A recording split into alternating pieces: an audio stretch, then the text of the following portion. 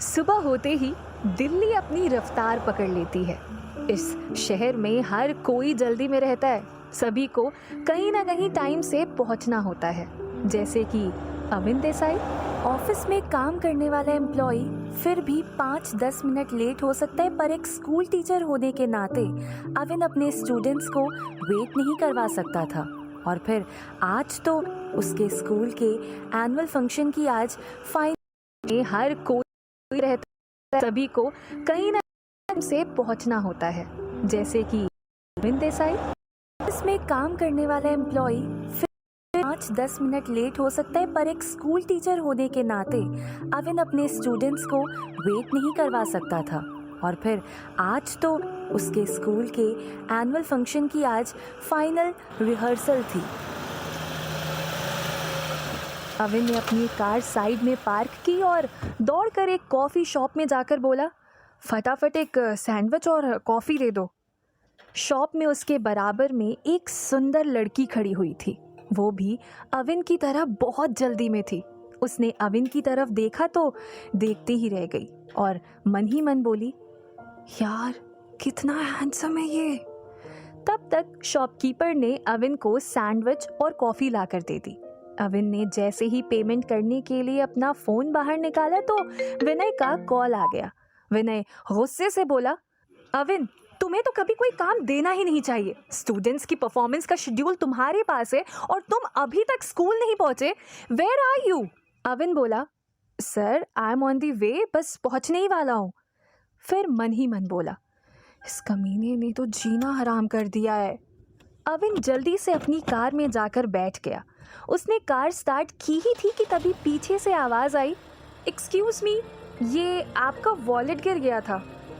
अविन ने देखा, ये तो वही लड़की है जो शॉप में उसके बराबर में खड़ी थी।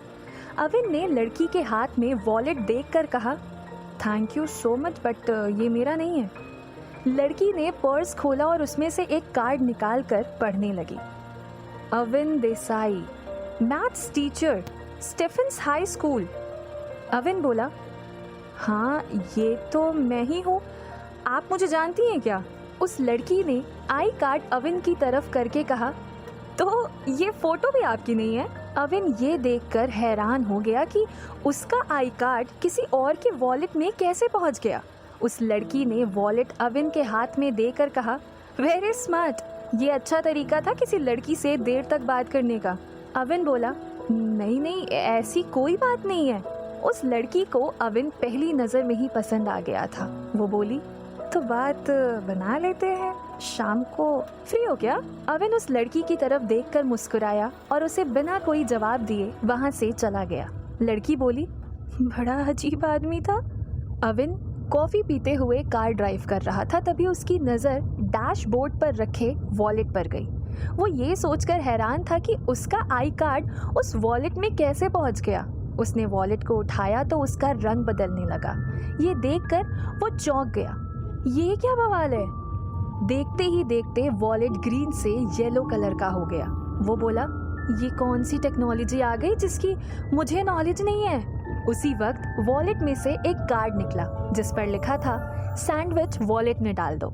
अविन ने कहा, ये क्या मजाक चल रहा है सुबह सुबह?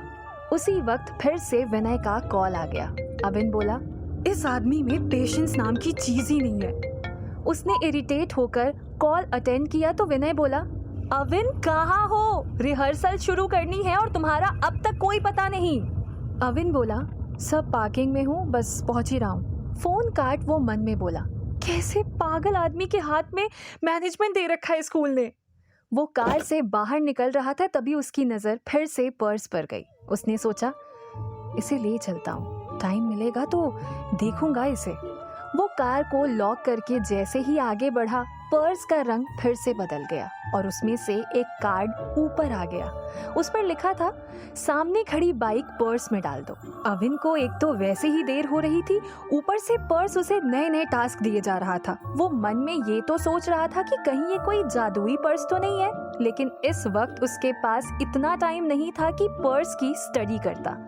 वो ऑफिस के कॉरिडोर में तेज कदमों से जा रहा था, तभी रास्ते में दीपक सर बोले, जल्दी जाओ, विनय तुम्हें ही ढूंढ रहा है पागलों की तरह। अविन विनय के रूम में जैसे ही एंटर हुआ, विनय उस पर बरस पड़ा। You are a teacher of a reputed school of Delhi, you should be disciplined and punctual. लेकिन नहीं, तुम नहीं सुधरने वाले। अब तक तुम्हें कितनी बार नोटिस दिया जा चुका है, लेकिन तुम पर कोई फर्क नहीं पड़ा। तुम्हारी जॉब किसी भी दिन जा सकती है। अविन किसी भी कीमत पर जॉब नहीं खोना चाहता था। वो अभी वहाँ कॉन्ट्रैक्चुअल बेसिस पर था। उसे लग रहा था कि कुछ टाइम बाद वो ऑन रोल हो जाएगा। वहीं विनय के कमरे में खड़ा संजय मुस्कुरा रहा था। संजय दरअसल विनय का भतीजा था। विनय चाहता था कि अविन की जगह वो ऑन रोल हो जाए, इसीलिए वो अविन को स्कूल से निकलवाना चाहता था और उसने इसकी पूरी तैयारी भी कर रखी थी। वो बस एक मौके की तलाश में था कि जिस दिन अविन से कोई बड़ा ब्लंडर होगा, उसी दिन वो उसे फायर करा देगा। विनय आगे बोला, तुम एक्टिविटी का शेड्यूल अपने साथ ले गए। पता है, रिहर्सल शुरू करने में ज्यादा देर नहीं है। एक एक किसी भी वक्त आ सकती है। वो फोन पर हर चीज का अपडेट ले रही है मुझसे। अगर जरा सी भी गलती हुई तो तुम्हारी जॉब तो जाएगी ही जाएगी, मेरी भी चली जाएगी। अविन बोला, सर मैं यहाँ मैथ्स का टीचर हूँ और आपने मुझे एक्टिविटी में फंसा रखा है। अविन की बात सुनकर विनय को गुस्सा आ गया। उसे बर्दाश्त नहीं हुआ कि जूनियर टीचर उससे ऐसे बात कर रहा है। वो बोला, मिस्टर अविन, किसको क्या रिस्पॉन्सिबिलिटी देनी है ये मैं अच्छे से जानता हूँ। मुझे मेरा काम ना सिखाओ। मैं पिछले 25 सालों से इस स्कूल का मैनेजमेंट संभाल रहा हूँ। अब तुम जाओ और बच्चों को शेड्यूल समझाओ। अविन उसके कमरे से बाहर निकलकर ऑडिटोरियम की तरफ जा रहा था। उसे विनय पर बहुत गुस्सा आ रहा था। वो मन में उसे गालियां देता हुआ तेज कदमों से आगे बढ़ रहा था कि रास्ते में फिर से उसे दीपक सर मिले। वो बोले, क्या हुआ? ये विनय तुम पर इतना भड़कता क्यों है? अविन ने कहा, पता नहीं सर, कुछ दिनों से वो कुछ ज्यादा ही बदतमीजी कर रहा है। दीपक बोला, इस पर बाद में बात करेंगे, लेकिन अभी तुम जल्दी से ऑडिटोरियम पहुंचो, नहीं तो वो फिर चालू हो जाएगा। ये कहकर जैसे ही दीपक आगे बढ़ा, उसका हाथ अविन के हाथ से टकरा गया और अविन के हाथ से पर्स छूटकर जमीन पर गिर गए। अविन पर्स को उठाए बिना ही आगे बढ़ गया तो दीपक उससे बोला, अविन तुम्हारा पर्स। अविन ने पलटकर पीछे देखा और सिर हिलाते हुए जमीन से पर्स उठा लिया। उसने जैसे ही पर्स उठाया, उसमें से फिर एक कार्ड अपने आप ऊपर आ गया। उसमें लिखा था, सामने रखा फ्लावर पॉट वॉलेट में रख दो। अविन ये पढ़कर इरिटेट जरूर हुआ, लेकिन अब उसके मन में बहुत से सवाल आने लगे थे। वो सोच रहा था कि कार्ड में उन्हीं चीजों के नाम कहाँ से आ जाते हैं जो उसके सामने होती हैं, और इतनी बड़ी चीजें इस वॉलेट में आएंगी कैसे? लेकिन उसके पास इन सवालों के जवाब ढूंढने का टाइम नहीं था। वो जैसे ही ऑडिटोरियम में पहुंचा, वहां बैठी सभी लड़कियां उसे देखकर खुश हो गई। वो इसीलिए खुश नहीं हुई थी कि अविन शेड्यूल लेकर वहां आया था, बल्कि वो इसीलिए खुश थी कि वो सुबह से उसे ही मिस कर रही थी। अविन पूरे स्कूल में सबसे ज्यादा हैंडसम था। उसके जैसा वहां ना कोई टीचर था और ना ही कोई स्टूडेंट। एक लड़की बोली, यार ये हमारे टीचर क्यों हैं? इन्हें तो हमारा क्लासमेट होना चाहिए था। इनके साथ तो डेट पर जाने का मन करता है। दूसरी लड़की बोली, हाँ यार, अविन सर के सामने बॉलीवुड हॉलीवुड के सारे हीरो ना बकवास हैं। एक और लड़की बोली, ये तो है, मैथ्स भी अच्छी ही पढ़ा लेते हैं। एक लड़की आहें भरते हुए बोली, अविन सर जब पढ़ाते हैं तो ट्रिग्नोमेट्री और एल्जेब्रा भी रोमांटिक पोएट्री सी लगती है। ये सुनकर सारी लड़कियां हंसने लगी। अविन ने उन्हें हंसते हुए देखा तो मन ही मन बोला, बड़े घर की बिगड़ी औलादें, अभी इन्हें कुछ कहा तो इनके पेरेंट्स कंप्लेन करने आ जाएंगे और फिर वो विनय फिर से शुरू हो जाएगा। लेकिन फिर भी उससे रहा नहीं गया। वो जोर से बोला, तुम लोग यहाँ हंसने आई हो या फिर प्ले में परफॉर्म करने? उसकी आवाज सुनकर सभी लड़कियां शांत हो गईं। एक लड़की बहुत धीरे से बोली, हम तो आपको देखने के लिए आए हैं सर। वहाँ खड़े लड़कों को अविन से हमेशा की तरह आज भी बहुत जलन हो रही थी। जब भी अविन सामने होता था, लड़कियां लड़कों को भाव देना बंद कर देती थी, उनकी तरफ देखती तक नहीं थी। यही हाल टीचर्स का भी था। जैसे ही अविन ऑडिटोरियम में आया था, लड़कियां परफॉर्मिंग आर्ट्स के टीचर्स को छोड़कर अविन की तरफ चली गई। कुछ ही देर में आधे से ज्यादा ऑडिटोरियम भर गया था। टीचर्स और मैनेजमेंट स्टाफ सामने की चेयर्स पर बैठे थे। ये फाइनल रिहर्सल थी, इसीलिए सारे स्टूडेंट्स भी वहाँ थे। बस एक प्रिंसिपल एके वहाँ नहीं थी। एके अका आयरा कोहली स्कूल की तेज तर्रार प्रिंसिपल थी, जो हमेशा एटीट्यूड में रहती थी। इसका कारण था कि उन्होंने अपनी लाइफ में बहुत तेजी से ग्रोथ की थी। सिर्फ 30 साल की उम्र में वो काफी कुछ अचीव कर चुकी थी। अपने इंडिविजुअल बिजनेस के अलावा वो स्टीफेंस हाई स्कूल की प्रिंसिपल भी थी। सालों से स्टीफेंस कोहली फैमिली के ही अंडर था। विनय एके के आगे पीछे घूमता था। वो उन्हें खुश करने का कोई मौका नहीं छोड़ता था, इसीलिए वो उनकी गुड बुक्स में था। आयरा कोहली बहुत क्लासी लेडी थी, जिसे हर चीज में परफेक्शन चाहिए था। कुछ देर बाद रिहर्सल शुरू हुई। कुछ परफॉर्मेंसेस हो चुकी थी, तभी अनाउंस हुआ कि now students of class 11 will present a play based on Shakespeare, one of the best play Othello. ये अनाउंसमेंट सुनते ही बैक स्टेज हंगामा हो गया। ये प्ले तो 2 परफॉर्मेंस के बाद होना था।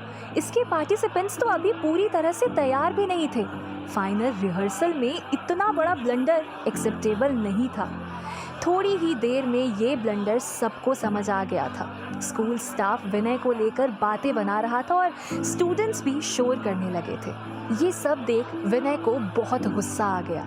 वो जानता था कि शो का शेड्यूल अविन ने ही बनाया था। वो जल्दी से भागता हुआ अविन के पास गया और उसका हाथ खींचकर ऑडिटोरियम से बाहर ले गया और बोला, मिस्टर अविन, पिछले 25 सालों में जो इस स्कूल में नहीं हुआ, वो आज तुम्हारी वजह से हो गया। 25 साल से मैं यहाँ का मैनेजमेंट संभाल रहा हूँ, आज तक कोई छोटी सी गलती भी नहीं हुई और आज सबके सामने एनुअल फंक्शन में इतना बड़ा ब्लंडर कर दिया तुमने। तुमसे सही से एक शेड्यूल तक नहीं बना। तुमने क्या इंस्ट्रक्शंस दी थी होस्ट को? वो आगे बोला, तुम्हारी वजह से आज मेरा मजाक बन गया। तुम अपना बोरिया बिस्तरा बांध लो अब यहाँ से। मैं आज ही तुम्हें फायर करवा दूंगा। ये सुनकर अविन के पैरों तले जमीन खिसक गई। कितनी मुश्किल से उसे ये जॉब मिली थी। वो सोच रहा था कि जल्द ही परमानेंट हो जाएगा, लेकिन यहाँ तो उसके टर्मिनेशन का नंबर आ गया। अविन को डांट कर विनय वहां से चला गया। अविन वहीं बैक स्टेज बैठ गया। थोड़ी देर बाद जब वो उठा तो उसकी जेब से वॉलेट नीचे गिर गया। अविन ने देखा कि उसका कलर चेंज हो रहा है। वो मन में सोचने लगा, कहीं ये सब इस वॉलेट की बात ना मानने का तो नतीजा नहीं है। उसने वॉलेट को उठाया और हैरानी के साथ उसे देखने लगा।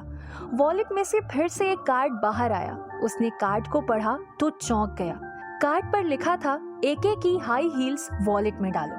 अविन के साथ जो हुआ, क्या वो वॉलेट की बात ना मानने का नतीजा था? क्या अविन आयरा कोहली की हील्स वॉलेट में डालेगा? क्या ऐसा करने से उसकी जॉब बच जाएगी? जानने के लिए सुनते रहिए